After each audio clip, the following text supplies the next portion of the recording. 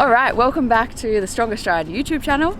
We haven't filmed a video for a while, but we are back. We've got Sota behind the lens, so it's guaranteed to be a great video. We're going to be talking about the 4 fundamentals of running. Alright, so number 1, we have fitness. Now, of course, to be able to run, you need some level of fitness. This is relative. You don't need to be an elite athlete or an Olympian, but your cardiovascular system, your heart, lungs, muscles need to be able to function well so that you can run, walk, jog, whatever it is that you want to do. So how do we increase our fitness? Number 1 is going to be our zone 2 training. We don't need to get too complicated in the heart rate, but basically just any training that is really comfortable that you can hold a conversation in. If you're just getting started, for you that might be a walk or a swim or a cycle, but as you're getting fitter and improving your ability to handle this kind of movement, then you can start turning that into a jog. If you can hold a conversation, then you're probably going to be in the right spot. Now, the reason that zone 2 training is so important is because of a thing called mitochondrial density. Now, our mitochondria are within our cells, and they are the thing that convert glucose, or the food or carbohydrates that we take on before our exercise, into ATP that we use for energy. So the better our mitochondria can function, the more that we have of them, the more dense they are within our cells, the better we're going to be able to produce this energy, which means we can run faster for longer.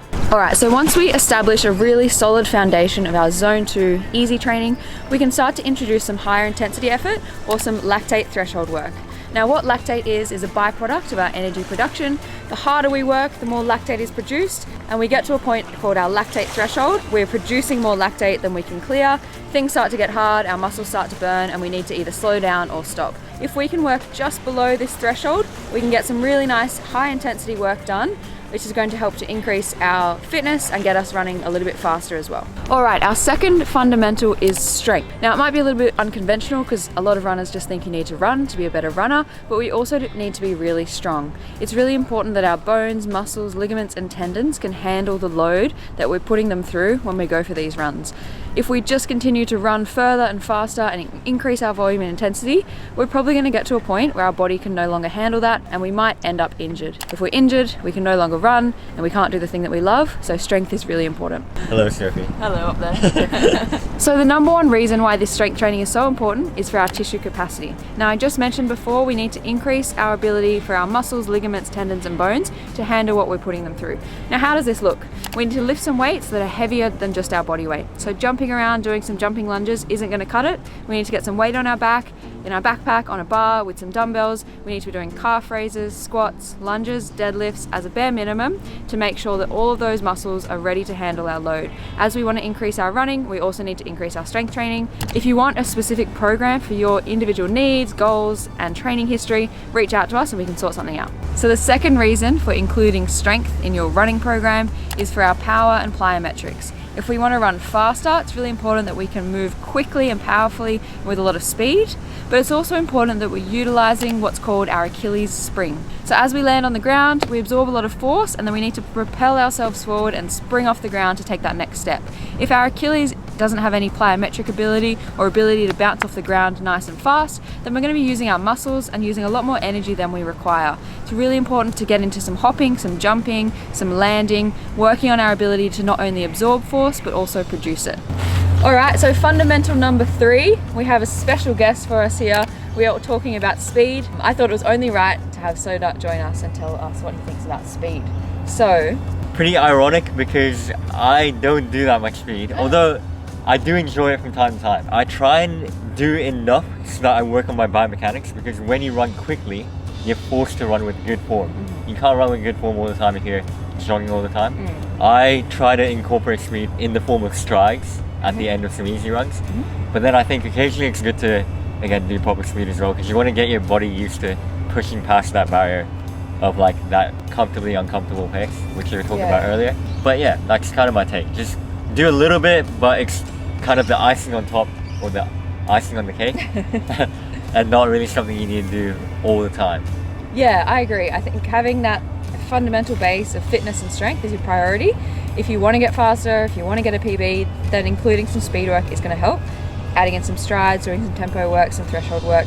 There's a lot of variables with it and it can get a bit confusing, and we do see often new runners just running as fast as they can and then injuring themselves. So it is something that you want to take relatively seriously and be careful with. If you want any individual advice, hit up Sota for some coaching. Or Sophie.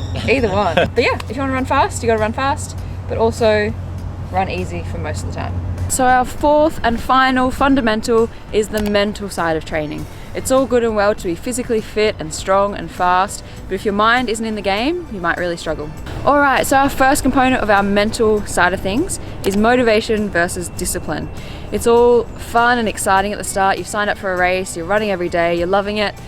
Things might come up, things might get in the way, you might have some other stresses going on in your life, and motivation might start to decline, you might be tired, you might just not feel like it. If we're purely relying on motivation, our training is going to fluctuate quite a lot and we're going to struggle to have consistency.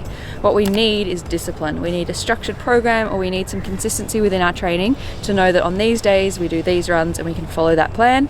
We also might need to be really disciplined with our rest days as well, depending on what type of person we are.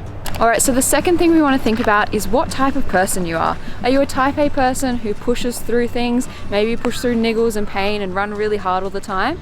Or are you a type B type of person who maybe takes a few too many rest days, takes things really easy, and maybe listens to their body too much?